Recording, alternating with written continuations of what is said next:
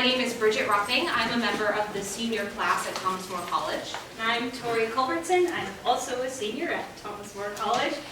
We are here, both directors of Greene's The Potting Shed. Thank you so much for coming. And Bridget's got some opening remarks. Yes, I have to read that because I did not memorize them. Welcome to our first performance of Greene's The Potting Shed. Tonight's performance is dedicated in loving memory of Father James Zekowitz. Torrey and I are very excited to share with you all the fruits of our labors, and especially all of the hard work and dedication that was put in by the stage crew, our costume team, and especially our actors. They have all put in an incredible amount of effort to make tonight possible, so if we could actually give them a quick round of applause.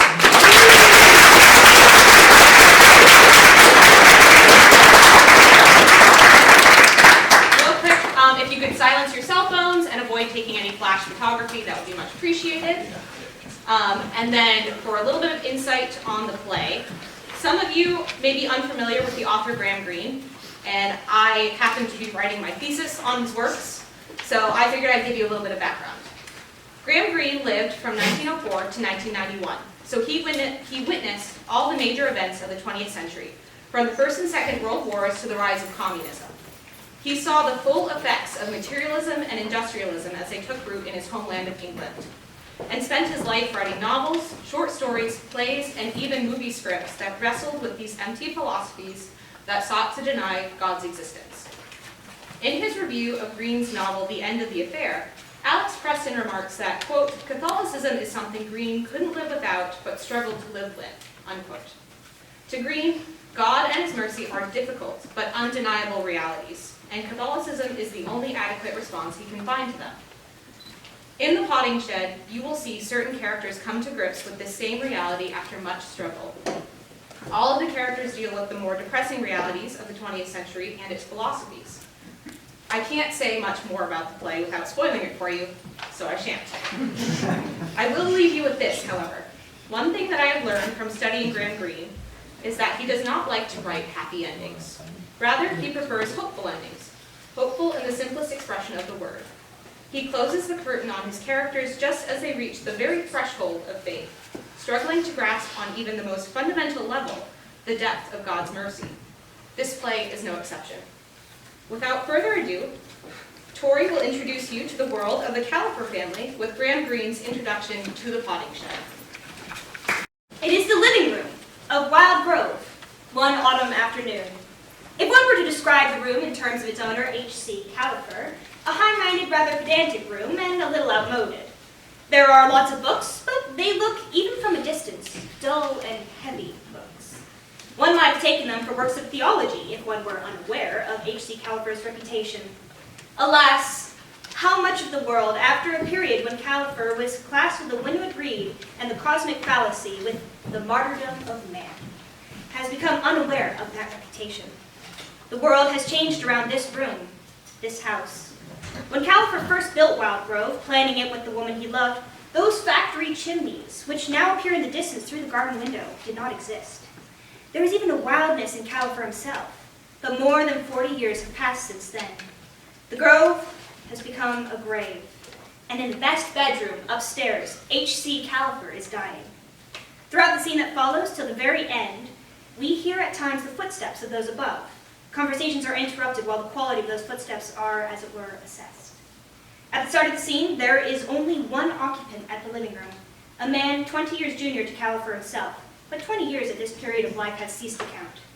Dr. Frederick Baston is now well past 60, though he was once Califer's youngest and cleverest disciple. His reputation grew with the Califers, but he was never a rival. If Califer had died at 60, Baston would have written his biography and carried on his work. But when the tide of the world's favor receded from Califer, it receded from Baston too. They are part of the same beach. Will any publisher now be sufficiently interested to commission a biography?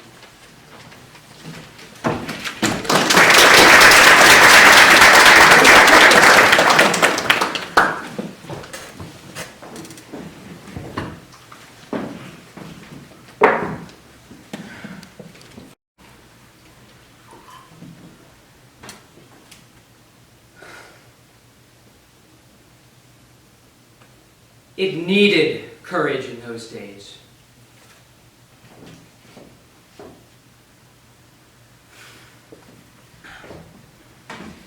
It needed courage in those days to meet the challenge of the churches with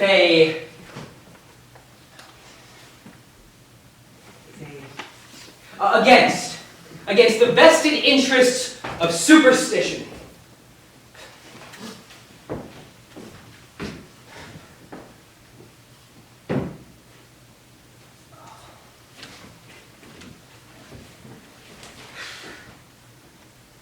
Califer's greatest book was, of course, The Cosmic Fallacy, but those who were closest to him knew what store he set by that charming, pathetic study of Jesus Christ, the Palestinian religious leader. He was a man. He was a man.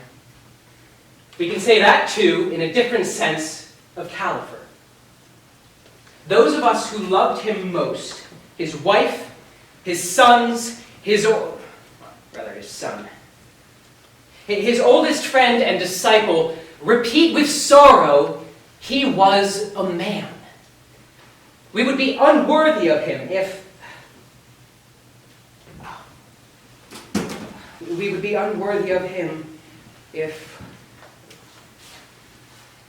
did not recognize that these ashes, that at his request, I now resign to the river, and the fields, and the earth he loved are all that remains. Now that the immense spaces of the empty universe, of uninhabited planets and cooling stellar systems have taken the place of the Christian God, we have Califer to thank for a human life worthy of creative, courageous man. To the Christian superstition of eternal life, he bravely countered with the truth, eternal death. Has grandfather died, Dr. Baston? Sorry, I didn't... Oh, where did you come from? The garden. Playing? Would you mind being very careful what questions you ask me? Why? There you go again. You see, I've made a vow that for 1 month I'll speak the exact truth. A lunar month, not a calendar. I still have 18 days to go. And what happens afterwards? I'll tell lies again like everyone else. Is grandfather dead yet? He's making a wonderful fight. So would you, wouldn't you? Can't be very nice being dead. Is Granny with him? Yes, and your father, and the doctor, of course. Really last the night, you'd think. So you ask questions too? Only when I really want to know the answer. Practical questions. That was another vow of mine, only this one I'm keeping forever. And who did you vow to? To the sacredness of man and the inevitability of evolution. It sounds a big vow. I got it from an essay of grandfather's, The Credo of an Atheist. You know, I like what you said just now about uninhabited planets. I can see you're a real Califer. Sometimes I wish this planet were uninhabited too. No human beings, just hills and river and sky. I rather like human beings. I don't. They're so untidy. Colds in the head, stomach aches, spots. Aunt Sarah's in the garden, sniveling in a deck chair. What a hard child you are. It's no good being mushy, is it? It's the truth that matters. And she is sniveling. You could have said crying. But crying's quite a different thing. I expect she's very fond of your grandfather. I suppose so. Or she may be crying for lost love. Though it's not likely, is it, after all these years? I called her Aunt Sarah, but strictly speaking, I shouldn't, should I? Not after she divorced Uncle. A courtesy title. I don't understand why she comes here, and not him. I expect he was too busy to come. Or perhaps his paper couldn't spare him. And it's a long way from Nottingham. My school's further than Nottingham. They fetched me. I expect there was some reason. They never told him grandfather was dying. Nonsense. But I know. I took the telegrams to the post office. There was one to you, one to father, even one to her, but not to him. Is Uncle a criminal? That's a practical question. No, of course not. Or mad? No. Or wicked? Of course he isn't. Then I was quite right to do what I did. What did you do? I sent him a telegram myself. That was very, very wrong of you. Why? To upset everybody a time like this with your grandfather dying upstairs? Is Uncle a hunchback? Has he got a face of horrors? You're a silly, interfering little girl. I only hope he has the sense not to come. I shall have to warn your grandmother. Warn? He's not wanted here. Nobody wants him here. I see. Maybe every word. Is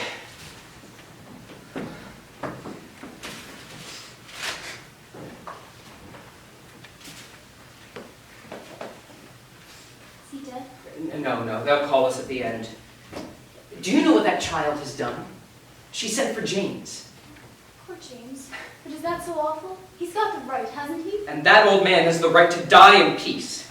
Sometimes the dying want to forgive. I don't think there is anything to forgive. It was strange seeing James after all these years.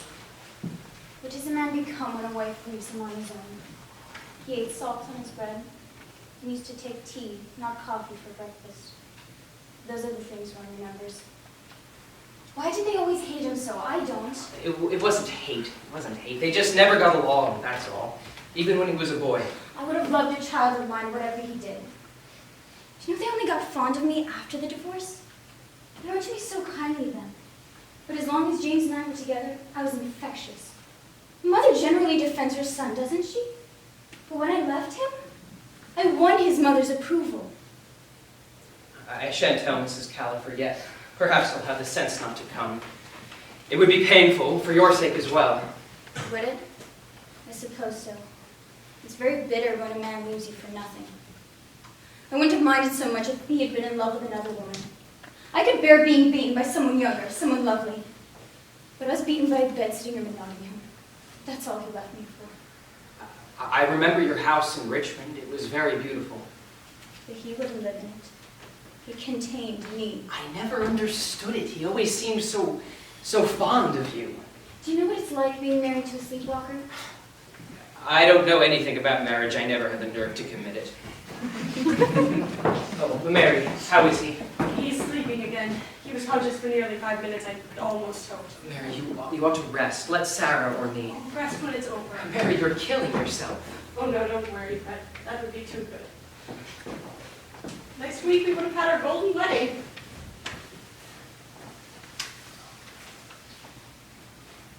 Reads very well, Fred. Cooling stellar system. Those are his words.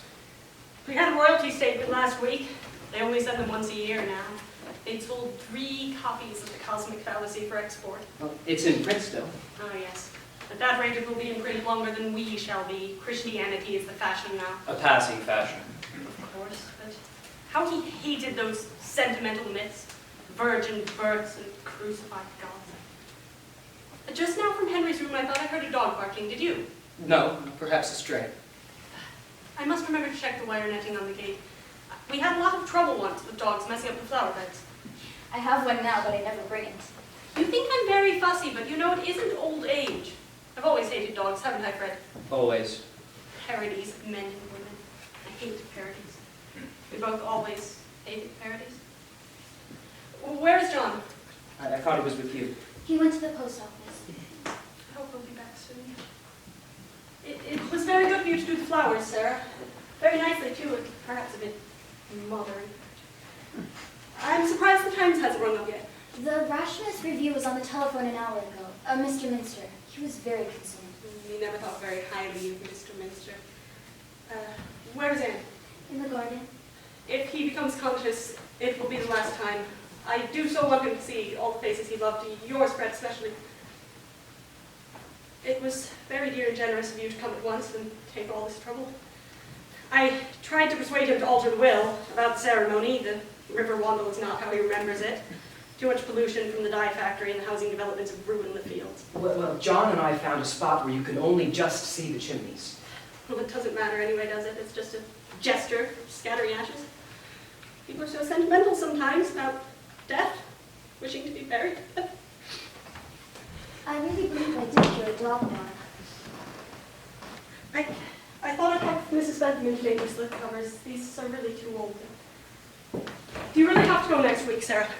I can always make an excuse. I thought if you could stay a few more days, we could hire a car and go to the Autumn Flower Show at Weston. I missed it last year when Henry was ill. Of course, I'll stay. I do wish John would come back. I better get some patterns for Mrs. Langdon. I'll write for you. Where have you been, dear? The garden.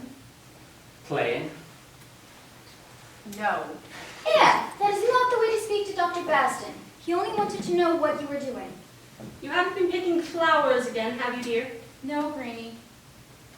What have you been up to, dear?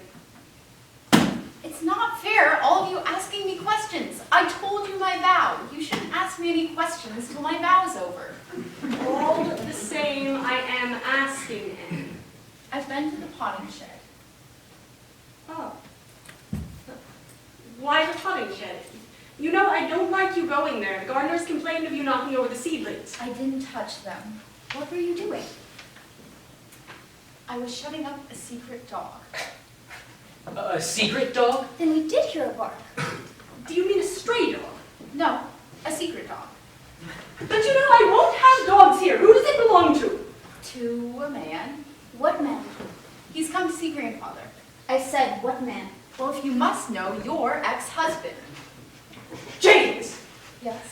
Did you know about this, Sarah? And sent him a telegram. Where is he? I don't know. I told him you didn't like dogs. He'd forgotten.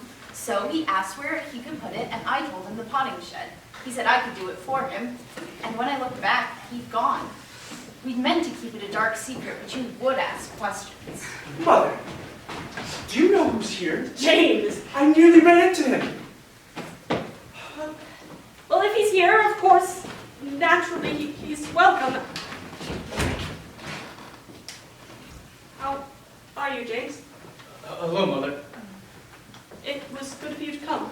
Sir, I didn't mean to be a nuisance. I just thought if Father Of course you're not a nuisance. We telegraphed for you. and telegraphed for me. I told her to, James. I see. This is Frederick Baston, James. You remember Dr. Baston? Oh, so many years. How's Father? It will be any moment now. Can I see him? Better not at present. He's unconscious. How are you, James? Very well, Sarah, and you? Oh, I'm well too. How's the paper, old man? That's well, and the bank? Oh, flourishing. How's the weather up north? It was raining when I left. I must go, Henry. Well, let's sit down. If you don't mind, I'd like to have a word with Fred about the ceremony.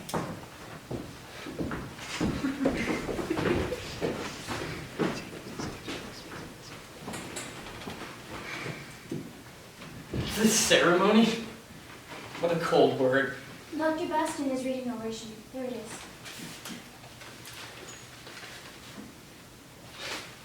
My own mother didn't even let me know. You heard what she said. It wasn't true. I had the true story from Anne. I was to be left out. Why? One's father's death is usually supposed to be important. Perhaps it's not important if you believe in nothing afterwards. Or do you? I ought to know. We were married for 5 years, but it's the tea you had for breakfast that I remember. You liked it strong, otherwise you said you couldn't taste it. Does your landlady make good tea? I suppose so. Sarah, what's wrong with me? Why do they keep me away? I know I wasn't much of a husband to you, but I wasn't bad, was I? No, you weren't bad, James. It was just you weren't interested. You pretended it very well and very kindly. Even in bed you pretended. I used to think there was another woman somewhere. Someone like the tea. Strong enough for you to taste. You couldn't taste me. What do you think about when you're alone? Think about? I used to imagine there was someone else, but when you went away, there was nobody. How bored you must have been with me. No, I wasn't bored. I knew I made you unhappy, Sarah. There seemed no point in going on. I wish you'd married again, Sarah. John's a born widower, but you... I took a lover after you won. He didn't pretend. And then one night I woke and saw him sleeping beside me, content. And then I remembered you with your eyes open, thinking of something else. And I didn't want him anymore. I didn't love him anymore. What's the good of talking importantly about love? It doesn't last like a book or a tune. It goes out with the breath, and we can always snuff that out, can't we? We're not worth loving. Then nothing is. Then I love nothing. You do indeed. In the night you'd wake, loving nothing. You went looking for nothing everywhere. When you came in at night, I could see you would have been nothing all day. I was jealous of nothing as though it was a woman. And now you sleep with nothing every night. Hell, give me a cigarette. I don't smoke. Sarah, what's wrong with me? You're not alive. Sometimes I wanted to make you angry or sorry to hurt you. But you never felt pain. Why did you marry me? I believe it was curiosity to see if you could feel. You didn't feel. I thought if I saw my father, now, at the end, he'd tell me what's wrong. I thought I knew what it was. Yes? When your mother heard about the telegram, she was afraid. Afraid of what I'd do? Afraid of was war. Afraid of a middle-aged newspaper man? I go to the office at 9, I get away by 1 in the morning, I sleep till 10, or that is, I stay in bed. I take the dog for a walk in the park, I share a meal with Corner. He shares my lodgings, a reporter on the Globe. My landlady has a penchant for tinned salmon. My dog likes it, but it often makes him sick. He's not a very good dog, parents unknown. You shouldn't have brought him here. Your mother hates dogs. Yes, I know. I forgot. You see, our acquaintance hasn't been very continuous. Don't be bitter. She's very unhappy now. I'm trying to be bitter. What's your earliest memory, Sarah? Driving a pony cart. I can remember nothing. Absolutely nothing. Just until I was ill before they sent me away to school at 14. Lying in bed with a sore throat. A dim light burning, a nurse, a very kind nurse, bringing me soup.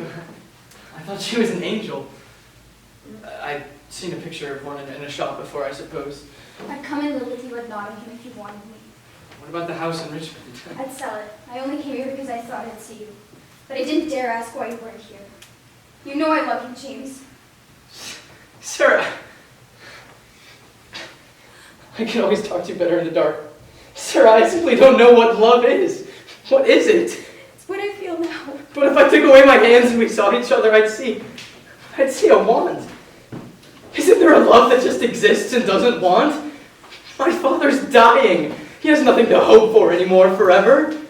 Don't you think when he looks at me, I might see just love? No claim, no hope, no want. Whiskey taken neat. A strong taste. Yes. Listen, perhaps he's woken. I haven't seen him for 15 years. James, your heart's beating. Perhaps he'll speak. John! Fred! Where's it? In the garden. Please measure quickly. Father? Yes. Can I see him? Please wait. The nurse has to let me know. There's not much time, is there? He mustn't have a shock now. Well, Go upstairs quickly, dear, both of you. but I thought we had to wait for the nurse. James, I don't want you to see him. But why? I've come for that. I didn't send the telegram. I know, but I'm going to see him, though. I don't mean to be harsh. That's why I wanted to let you know afterwards, but he's got to die in peace. Why should I destroy his peace? Please, James, I love him. I want so much to see the last of him. Promise me you won't move from here. No! Then I stay.